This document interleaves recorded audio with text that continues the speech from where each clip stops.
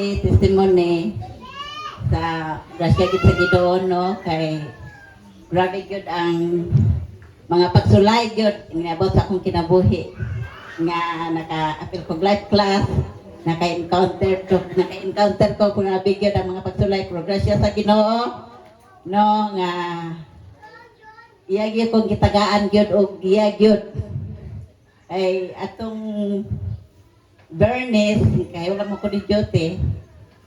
Kanang, grabe yun ang mga problema. Kanang, sa ako yung pamilya sa Esperta. Atong Bernice, sabi tayo ko magpatawag og mga kuan kanang kauban sa simbahan dere.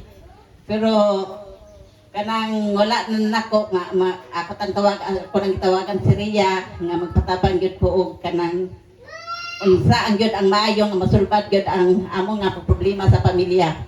Pero atong Bernice, wa gyud ko nagdahom nga ingon ko kung maabot sila ng oras nga ang akong gikuan sa ila sa mga espiritas.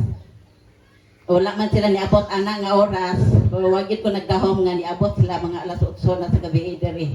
So ang alam po dako dalong sila kadako sila sa balay kay dire lagi mi nagatulog pero dire nako sila gikuan ko dire na lang ta magistorya. So grasya sa Ginoo kay iya ko gitagaag kaalam kaisog pod sa pagistorya sa ugangan ni Miraflor.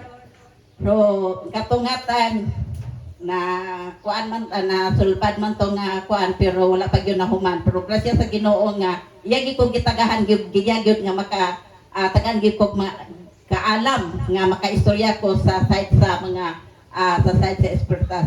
So, pas ako po akong pasalamat nga atupod nga time bisan tuod nga ako ra isa wala na ko nagkuan sa kang itik wala na ko kuan kay dili ko bitaw ko gusto nga bitaw nga daghan bitaw istorya. So ako lang isa pero pasalamat gid ko nga iya gid ko kitagaan gid ko so nga makaistorya po ko sa mga Espertas. So, grabe na po kay Miraflor, ang atong atan, grabe po siya ka-dispraise. Moto nga murag nawala ang iyang dispraise sa iyang huna-huna.